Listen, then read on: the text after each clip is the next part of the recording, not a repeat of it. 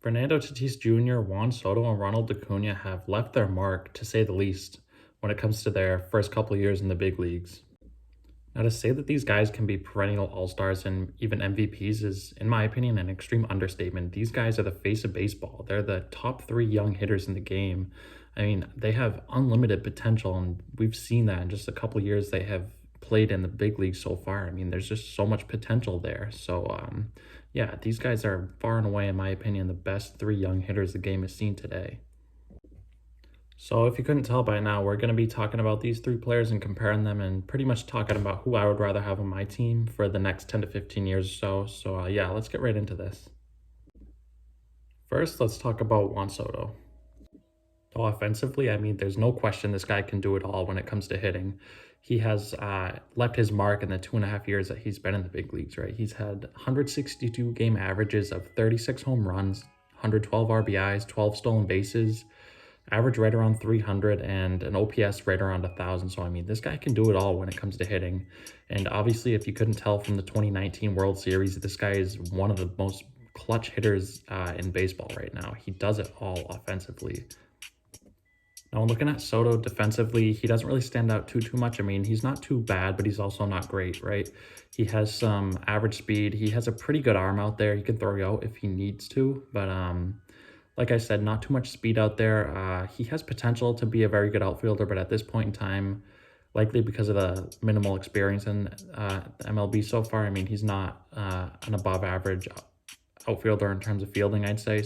Yeah, he's pretty average in terms of fielding. All right, so next we have Ronald Acuna. Ronald Acuna, in my opinion, has the potential to be the best hitter in baseball one day. I mean, this guy has shown in his 2.5 seasons how good he is and how good he could be, right?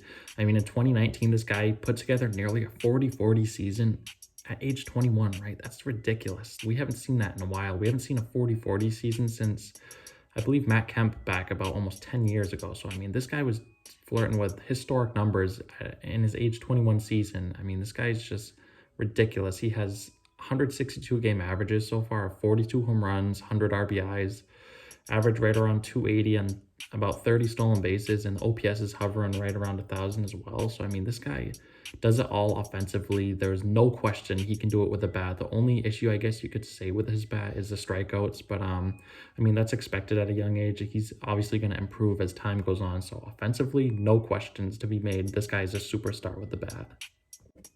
Now, in terms of fielding, if you couldn't tell by his stolen base numbers, the past couple of years, Acuna is a very fast guy. He can track balls down.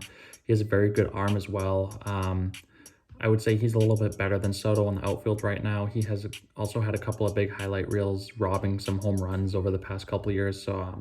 Yeah, he's a pretty decent outfielder, and yeah, he's obviously great with the bat, and the outfield isn't lacking either. So obviously, like I said, one of the brightest young superstars in the game today. And last but certainly not least, we have the San Diego Padres superstar Fernando Tatis Jr. Now, if you couldn't tell from this past 2020 season, Fernando Tatis is an absolute superstar in the making. I mean, if not already one of the best players in the game, he is going to be up there for many years to come. This guy put up ridiculous offensive numbers in 2020. I mean, he had put together so much in such a short amount of time. This guy hasn't played a full season yet, right? And he's already considered arguably the face of baseball, right? I mean, he has unreal numbers so far. He has some 162 game averages of 44 home runs, 111 RBIs, 31 stolen bases, an average above 300, and an OPS hovering around the 950 area. This guy does it all offensively. He has no holes in his offensive game. And the only knock you can say, I guess, is he fell off a tad bit towards the end of the season there in 2020. Maybe pitchers figured out some holes in his swings, but obviously, as the pitchers adjust, Tatis is only going to adjust and get better as time goes on as well. So this guy's no questions on the offensive side. He's an absolute superstar. Now, defensively, Tatis made some significant strides in 2020.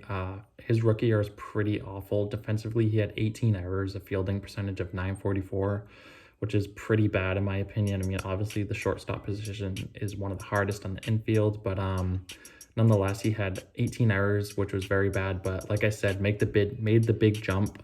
Only 3 errors in 2020. Obviously, smaller sample size, but nonetheless, I think it was safe to say that he made some strides. He had some highlight reels over there at shortstop, and he has the potential to be a Gold Glover in my opinion. So defensively right now may be lacking, but down the line, he's obviously going to be very good with his athleticism and his skill set over there at shortstop.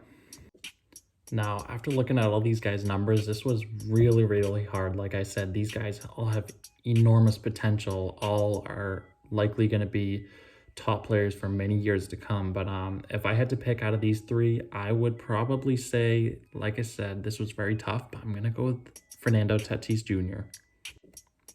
What Tatis showed in 2020 is what I feel like we're going to be seeing for many years, right? I mean, he is an absolute superstar in the making, and I feel like just the energy he brings to the San Diego Padres is just a huge difference maker, right? He made that team fun to watch. Everyone wanted to watch the guy, and his energy, I feel like, boosted his teammates' play, right? I mean, around the clubhouse, you need to have guys who are going to pick you up and get the clubhouse going. And like at only 21 years old, I think this guy has the swagger, I guess you could say, and the energy to bring the team up. And I think this year was what we're going to see for many years.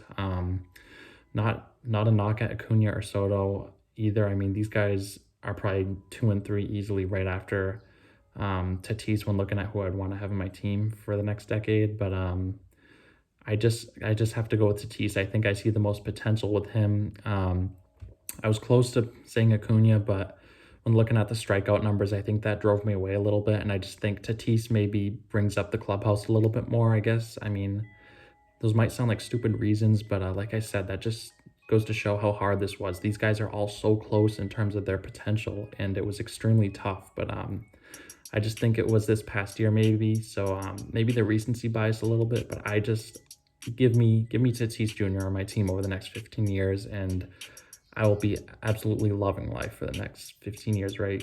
Tatis Jr. on Colorado, I mean, could you imagine that? Just ridiculous. That's going to wrap up the video for today. Extremely tough video. Like I said, I was going back and forth between all three guys there at the end, but ultimately came to Tatis. But anyways, drop your comments down below. I like to hear what everyone else thinks about these topics. I like to hear different baseball opinions in general, so let me know down below. And also subscribe if you enjoyed the videos. And yeah, I guess that's going to wrap it up for today. Thanks for watching.